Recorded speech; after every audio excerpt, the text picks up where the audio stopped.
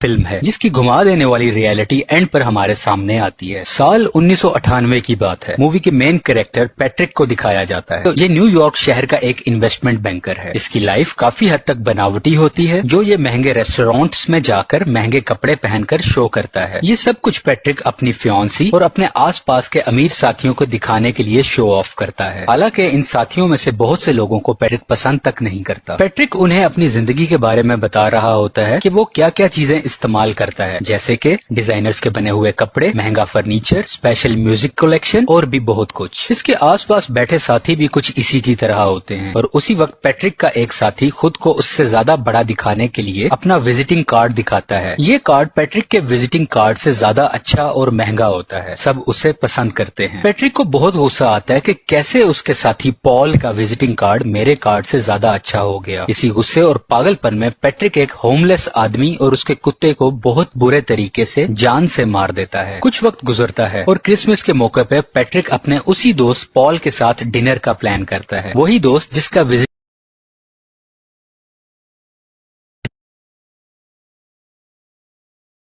Visiting card Patrick के card से बेहतर था। अब वो दोनों डिनर के लिए घर पहुंच जाते हैं। यहाँ पर बैकग्राउंड म्यूजिक में एक मशहूर सॉन्ग प्ले हो रहा होता है और पैट्रिक अपने साथी को इस गाने की आर्टिस्टिक खूबियां बता रहा होता है और एकदम से पॉल को मार देता है, यानी कि कुल्हाड़ी से उसका मर्डर कर देता है। इसके बाद ये उसकी डेड बॉडी को फेंक देता है ताकि किसी को ना मिले और उसके घर जाकर उसके घर में कुछ चेंजेस करता है, जैसे कि लंदन की एयर टिकट की फोटोकॉपी रखता है ताकि इन्वेस्ट हो भी तो सब लोगों को यही लगे कि पॉल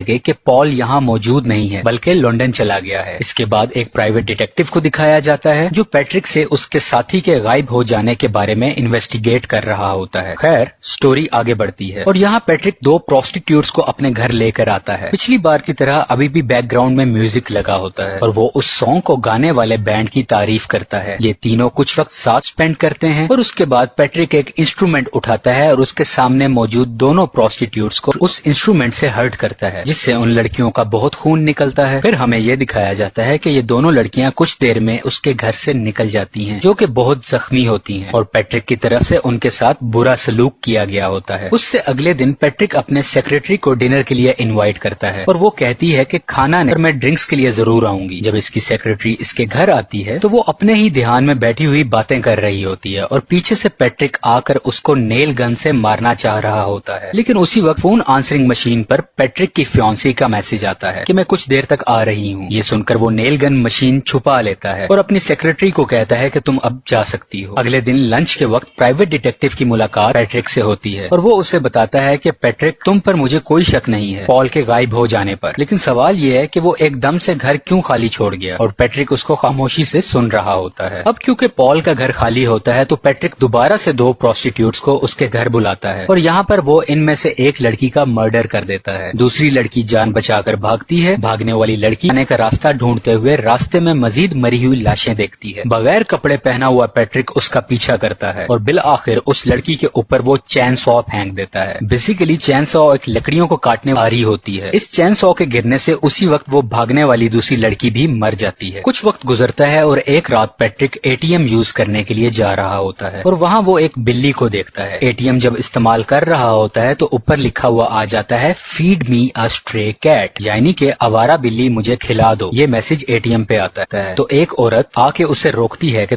तुम इस मासूम बिल्ली के साथ क्या कर रहे हो और पैट्रिक उस औरत को शूट कर देता है। इसके नतीजे में पुलिस पैट्रिक का पीछा करती है और पैट्रिक अपना पीछा करने वाले 4 पुलिस ऑफिसर्स को भी मार देता है। पैट्रिक ने जो अब तक किया होता है उस पर उसे बहुत अफसोस होता है। इसी वजह से वो अपने लॉयर को कॉल करता है और सारे मर्डर्स का कन्फेशन करता है, यानी कि वो खुद को गिरफ्तार करवाना चाह रहा होता है और कबूल कर लेता है कि उसने ये सब कत्ल किए। ये सब बातें पैट्रिक के लॉयर के फोन रिकॉर्डिंग मशीन में रिकॉर्ड हो रही होती हैं, क्योंकि लॉयर अभी फोन के पास मौजूद नहीं होता है। अब पैट्रिक की मुलाकात फिर से प्राइवेट डिटेक्टिव से होती है जो पॉल के मिस होने की इन्वेस्टिगेशन कर रहा होता है। वो पैट्रिक को बताता है कि उसके सोर्स ने लंदन में पॉल को कुछ वक्त पहले देखा, जिसका मतलब है उसका मर्डर नहीं हुआ और वो जिंदा है, बस किसी को बताए बगैर लंदन चला गया है। ये सुनकर पैट्रिक बहुत डिस्टर्ब हो जाता है, बहुत परेशान होता है कि ये कैसे हुआ, मैंने तो खुद उसको मार दिया था। अगले दिन पैट्रिक पॉल के घर जाता है ताकि अगर वहां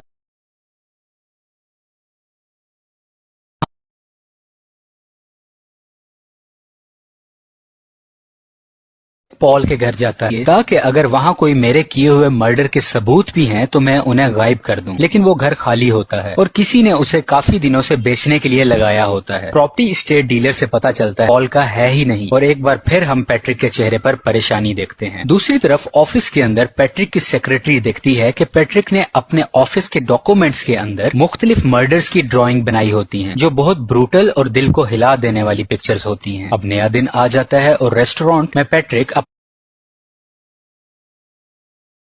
वह है रिकॉर्डेड कॉल का और दोबारा से कन्फेस करता है पिछले कुछ दिनों में मैंने बहुत से लोगों के मर्डर किए। उसका वकील पैट्रिक पर हंसता है और कहता है कि पैट्रिक तुम मेरे साथ जोक कर रहे हो या मुझे फूल बनाने की कोशिश कर रहे हो। ऐसा हो ही नहीं सकता क्योंकि उसने कल ही पॉल के साथ लंदन में डिनर किया था। पैट्रिक बहुत कंफ्यूज और थक चुका होता है। ये सब सुनने जानने के बाद कि पहले पॉल के जिंदा होने का प्राइवेट डिटेक्टिव ने बताया और अब उसके वकील ने भी, पैट्रिक कुछ समझ नहीं पा रहा था और वो अपने घर आ जाता है। बेसिकली पैट्रिक ये सब होने वाले मर्डर्स की हेलुसिनेशन कर रहा होता है, यानी कि किसी ऐसी चीज को रियल समझना जो एक्चुअल में एग्जिस्ट ही नहीं करती। ये सब इसका ख्याल था क्योंकि ये इन सब मर्डर होने वालों से नफरत करता और इन्हें नुकसान पहुंचाना चाहता था किसी तरह भी, और उसने अपने माइंड में ही एक दुनिया बना ली कि उसने सबको मार दिया। बेसिकली ये सब पैट्रिक का मेंटल डिसऑर्डर था। मूवी यहीं पर खत्म हो जाती है। आपको पसंद आए तो प्लीज लाइक कीजिएगा। Thank you.